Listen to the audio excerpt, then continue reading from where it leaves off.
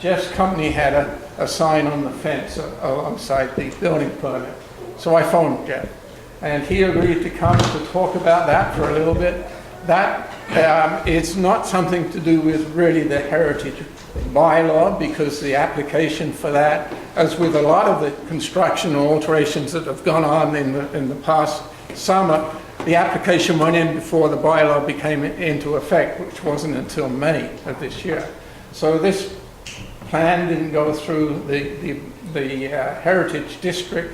And incidentally, there's been a lot of very good development, and property owners have done tremendous jobs on some of the buildings, and that should be acknowledged without the Heritage District designation. And the designation, the bylaw isn't one to stop that, it's one to encourage more of that. And Jeff's going to talk to us for a little while about that particular one. I think he's got some illustrations that you can look at. Thank you. Thank you for coming, Jeff. Thank you. My name's Jeff. I'm a licensed carpenter.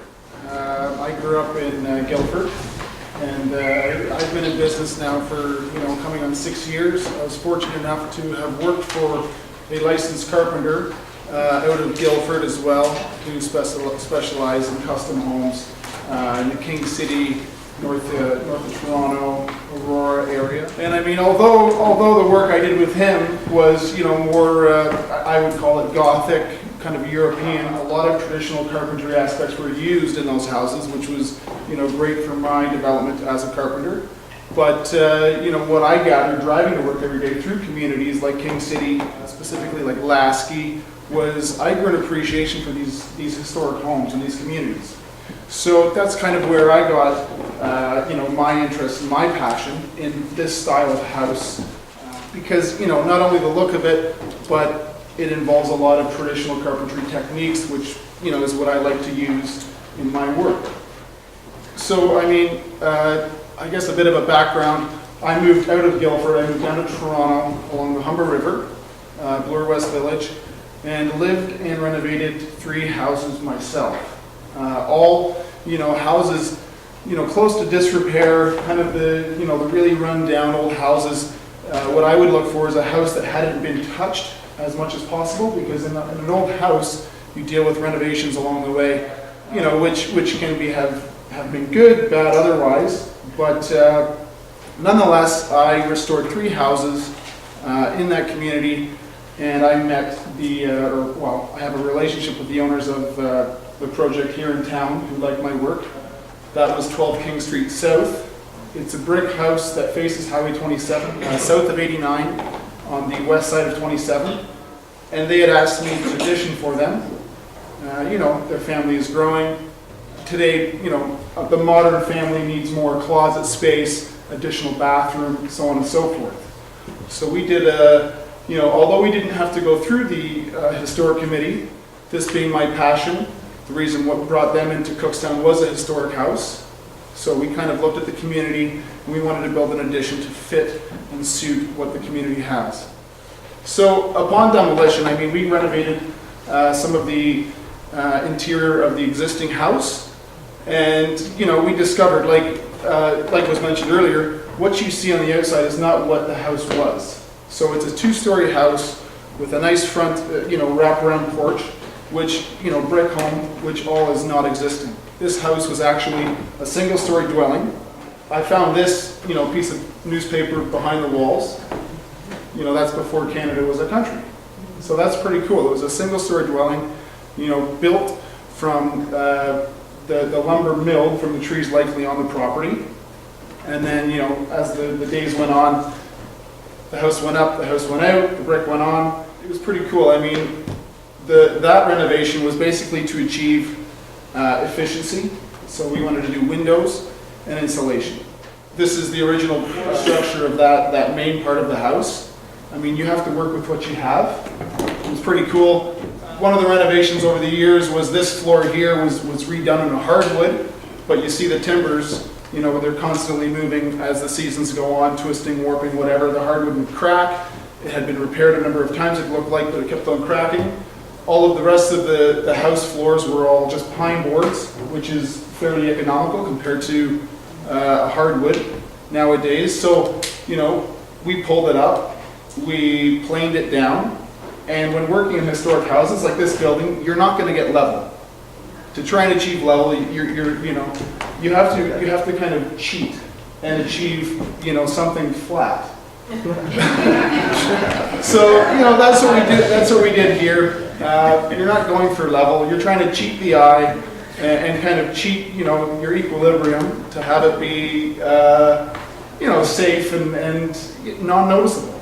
Because when this house would have originally been built, going back, that newspaper was 1859. I don't know how often newspapers were delivered, but let's just say it was built in the 40s. I don't know. The level they had, how straight was the level? So, you kind of have to work with what you have.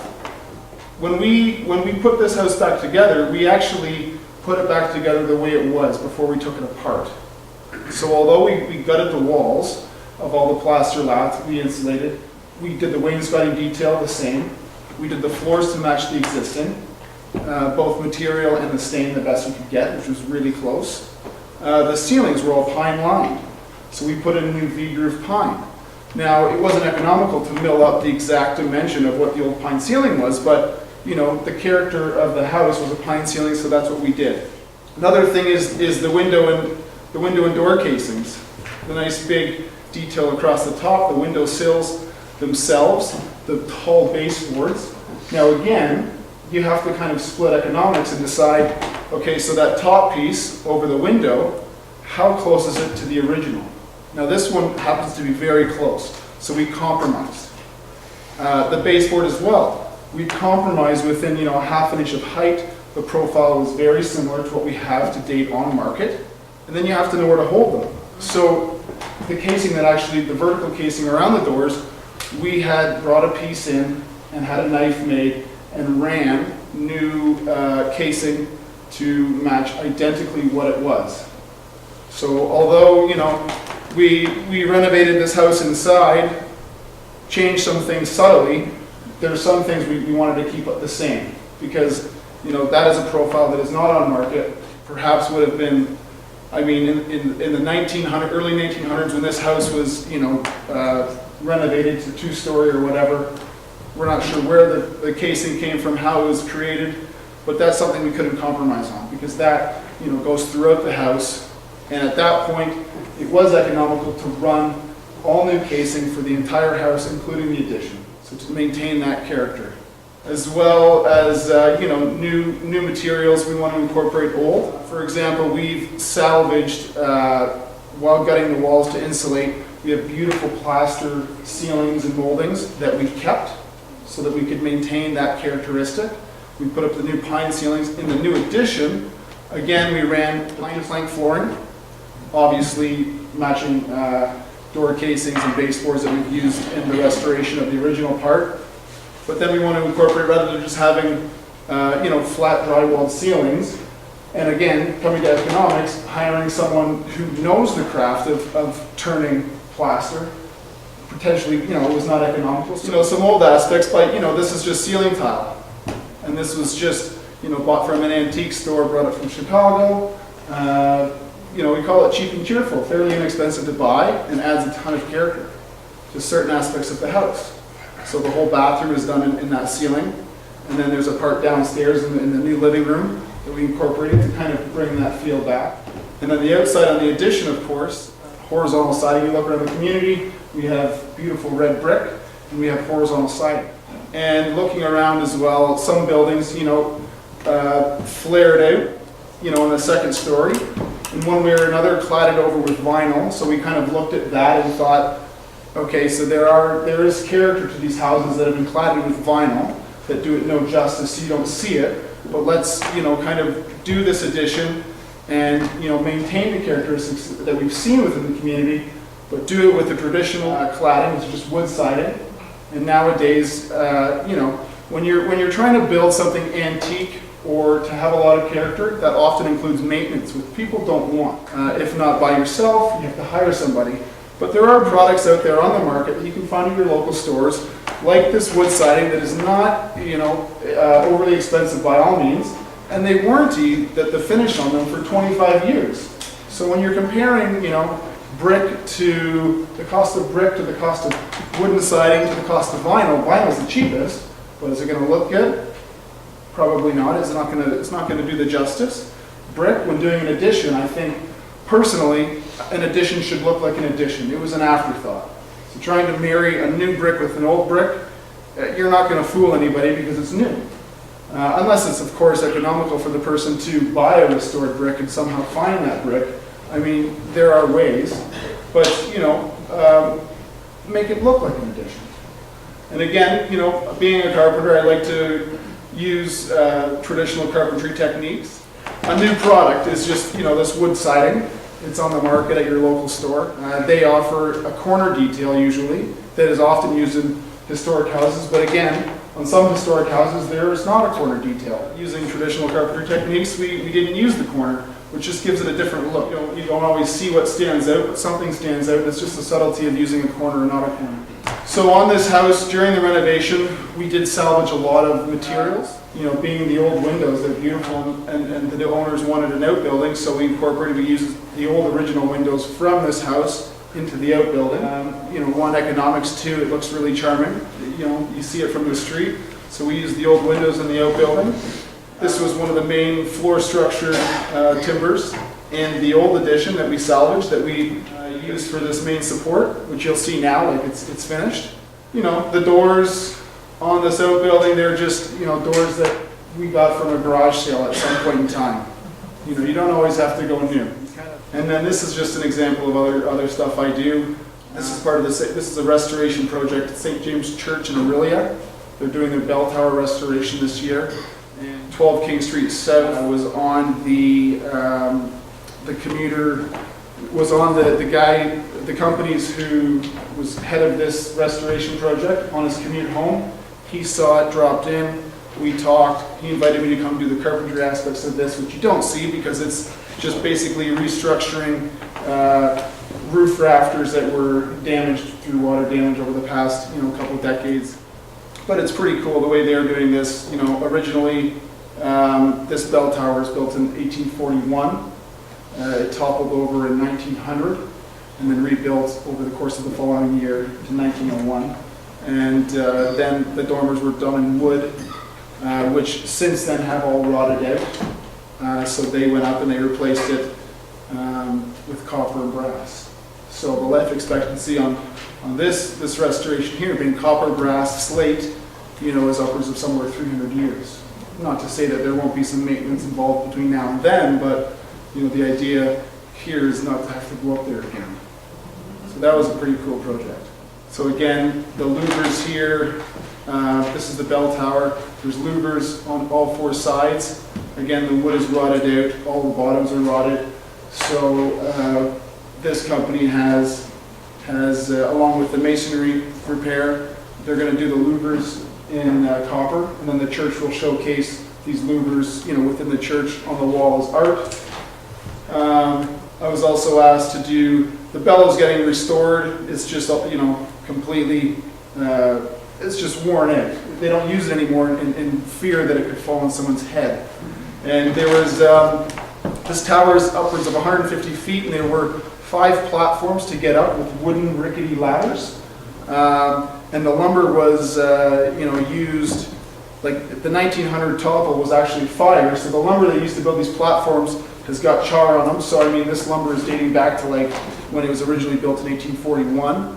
They weren't really safe for trades to go up and down, so they kind of just shut this tower off. And over the decades, it just kept on deteriorating up until this year. So we came in, we stripped the 5 platforms, we replaced it with 3. We timber framed it in using Douglas fir, like the original structure was built in 1900. Traditional methods, just nails, timber framing, no screws, no glue, nothing like that. The idea was to build 3 safe platforms with firefighter grade ladders between them, that basically fit on each platform in only one way. So for the next 60 years, if an electrician has to go up to change a light bulb or something, it's safe and self-explanatory. I mean, other than this aluminum beam, which is used to shackle up the bell to lift it up so they can take it apart, have it sent away to be restored. You know, that was a pretty cool project for myself, being a carpenter. Making a mark in history, you know, this is one of the platforms I made my mark, Jeff Harvey, 2015. Here, actually behind one of the dormers that was stripped out of wood, it's hard to read, but this was something that, you know, someone had left back in 1901. And I have a close friend that works in this ministry down in Toronto. So just through out some phone calls and some emails, we did some research on this because the church really had nothing to, you know, they didn't know much about this. And what it says is Pretoria Day, May 3rd, 1901. So Pretoria Day was, you know, a day which basically ended this war between South Africa and I guess the British and South Africa. I'm not sure exactly the details, but it was a monumental day in their history. And it says B. Eaton, 1901. Eaton is a prestigious last name in Canada, the Eaton's family. So we thought, did maybe one of the Eatons work in this building? So, you know, with some research help from my friend at the ministry, we figured out that B. Eaton was actually a soldier who died in this war, but was from the area originally. So this is maybe a memorial of a friend who, you know, was working on this project in 1900 while his friend went away to war and died. He carved his friend's name in the church. So it's pretty cool. And the chairman of the church asked me to cut it out so they could bring it down and frame it, but I was pretty resistant to touching that. So I kind of stood my ground and said, you know, if you want to cut it out, great, but I'm not going to be involved in that. This was put here for a reason. And just like, you know, I would be upset if that were cut out in 100 years from now. So long with the short is they had it photographed professionally, printed and framed, and it was kept there and recladded over. And that's it.